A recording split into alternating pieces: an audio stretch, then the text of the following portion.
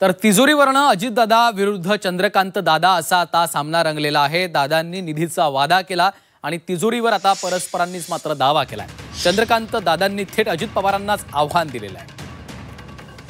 नगर परिषद आणि नगरपंचायत निवडणुकीचा प्रचार जोमात असतानाच भाजपचे नेते चंद्रकांत दादा पाटील यांच्या निशाण्यावर आता अजितदादा आलेले आहेत। अजितदादांनी तिजोरीच्या चाव्या आपल्याकडे आहेत असा दावा केला होता। अजितदादांच्या या दाव्यावर तिजोरीचा मालक आपला असल्याचं सांगत अजित पवारांना त्यांनी डिवचलं।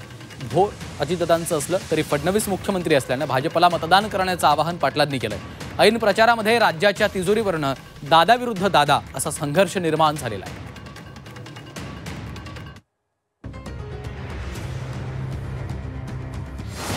राज्याच्या तिजोरीवरून अजितदादा विरुद्ध चंद्रकांत दादा। दादांचा निधीचा वादा, तिजोरीवर परस्परांचा दावा। चंद्रकांत दादांचं थेट अजितदादांना आव्हान। सत्तेत हातात हात घालून बसलेले भाजप आणि राष्ट्रवादी निवडणुकीच्या आखाड्यात एकमेकांना भिडल्याचं पाहायला मिळालंय।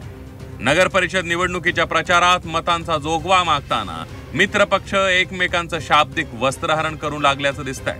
प्रचाराच्या रणधुमाळीत कोल्हापूरच्या चंद्रकांत दादांनी बारामतीच्या अजितदादांना डिवचायला सुरुवात केली आहे। अजित पवारांनी 2च दिवसांपूर्वी प्रचार सभेत राज्याच्या तिजोरीच्या चाव्या आपल्याकडे असल्याचा दावा केला होता। अजितदादा अर्थमंत्री आहेत, त्यामुळे त्यांच्या वक्तव्यावर फारसा कुणाला आक्षेप घेण्याचं कारण नव्हतं।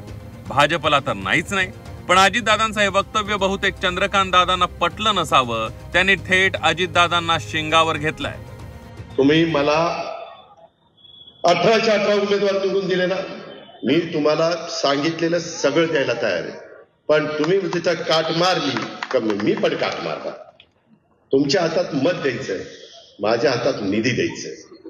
मग बघा काय ते अर्थ मंत्रालय माझ्याकडे महायुतीनं दिलेलं आहे, परंतु वाटप करत असताना जसं पंगत बसल्यानंतर तो वाढपी ओळखीचा असल्यानंतर बरं वाटतं, तसं आज वाढपी तुमच्या समोर उभा आहे।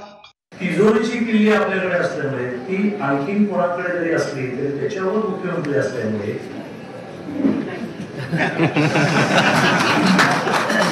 कारण समोरची उदाहरण तिजोरीची किल्ली आमच्या हातात आहे, पण तिजोरीचा मालक आमच्याकडे आहे। चंद्रकांत दादा एवढ्यावरच थांबले नाही।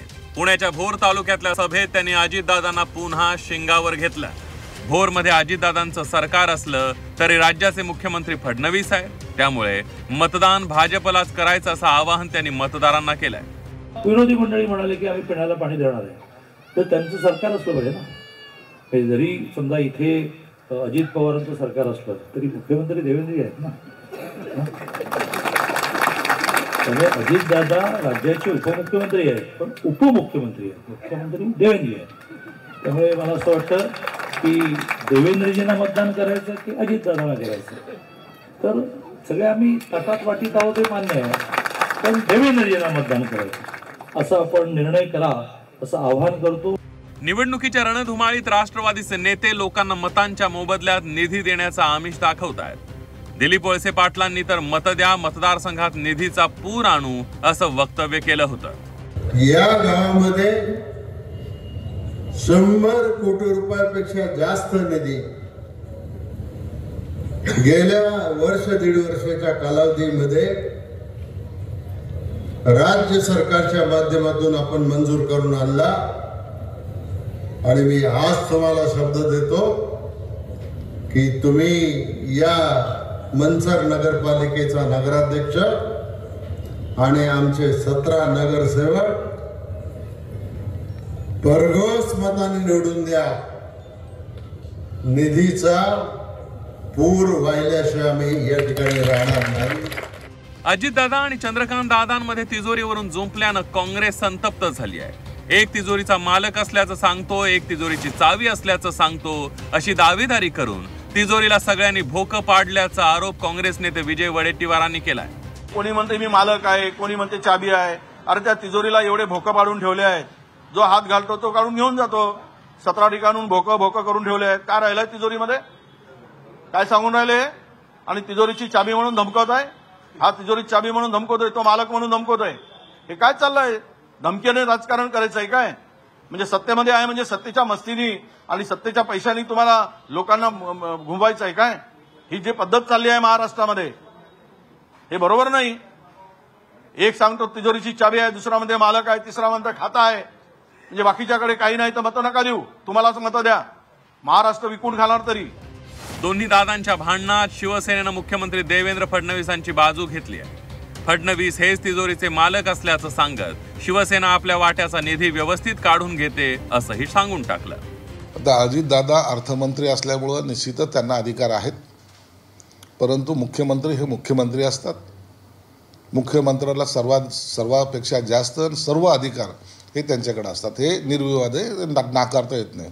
त्या तिजोरीमधून आम्हाला जे काही आमच्यासाठी जे काही घ्यायचं असतं तर आम्ही घेत असतो. आमच्या विकासाच्या येतं कुठे खुंटी बसत नाही किंवा आमच्या विकासाच्या आड कोणी येऊ शकत नाही, एवढं मात्र निश्चित आहे.